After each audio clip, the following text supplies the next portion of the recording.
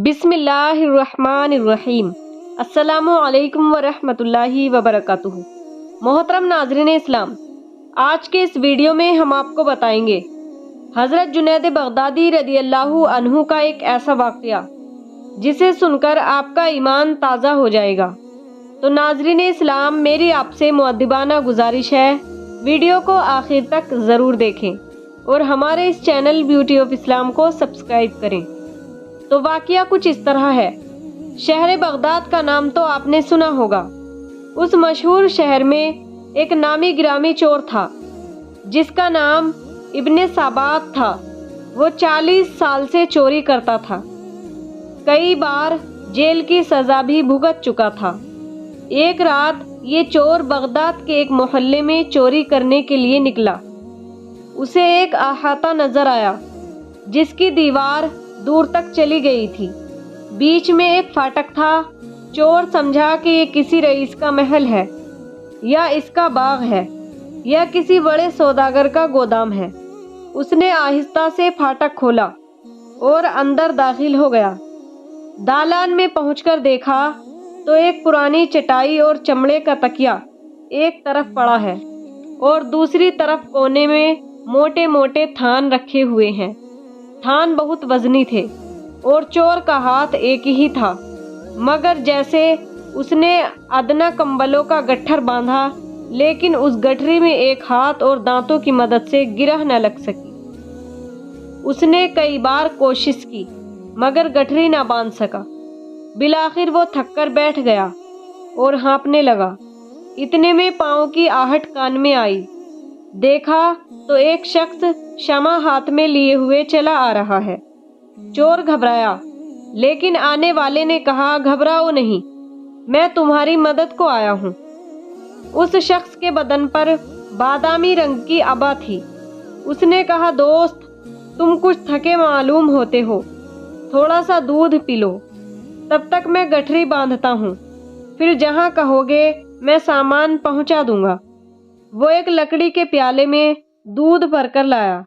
जब चोर उसे पी चुका तो सामान की बड़ी गठरी उसने अपने सर पर रखी और छोटी गठरी चोर को दी और उसके साथ चल दिया। चोर ने रास्ते में सोचा कि ये भी कोई चोर ही मालूम होता है जो मुझसे पहले चोरी की नियत करके इस घर में दाखिल हुआ था।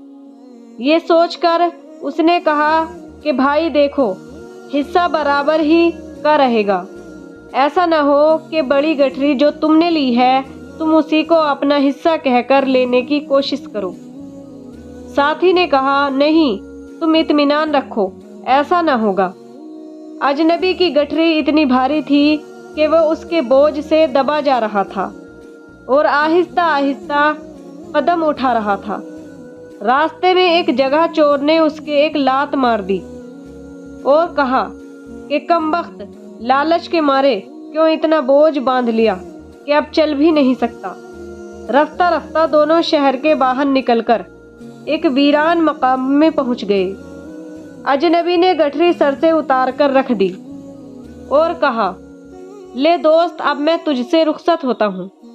तेरे काम में जो सुस्ती मुझसे हुई, मैं उसकी मुआफ़ी चाहता हूँ। खुदा मुआफ़ करने वाले से बहुत खुश होता है। मगर इतना बताए देता हूँ कि तूने जो कुछ मुझको समझ रखा है वो मैं नहीं हूँ। अजनबी ने बताया कि जिस मकान में तुम मुझसे मिले थे उस मकान का मैं मालिक हूँ। तुम मेरे मेहमान थे, इसलिए तुम्हारी तवाज़ा करना मेरा फ़र्ज़ था। अब तुमने मेरा मकान देख लिया है। आइंदा जब कोई ज़रूरत हो तो बेतामिल चले आना। मुझसे जो कुछ हो सकेगा तुम्हारी मदद करूँगा। अजनबी मुसाफिहा करके चल दिया और चोर हक्का बक्का मुंह ताकने लगा जैसे उस पर किसी ने जादू कर दिया हो। दूसरे दिन सुबह चोर उस मकान के पास पहुंचा। सामने एक लकड़ी फरोश की दुकान थी। उसने दुकानदार से दरियाफ्त किया, ये किस सौदागर का मकान है? दुकानदार ने जवाब दिया, क्या तुम नहीं जानते? इसमें बगदाद के सबसे बड़े वली अल्लाह दरवेश कामिल हजरत शेख जुनैद रहते हैं। इब्ने साबात मुतहय्यर रह गया। جرات کر کے اندر گیا تو دیکھا کہ حضرت شیخ چٹائی پر تشریف فرما ہے اور عبادت الہی میں مصروف ہیں۔ دوڑ کر قدموں میں گر پڑا اور رو رو کر اپنی خطاؤں کی معافی طلب کی۔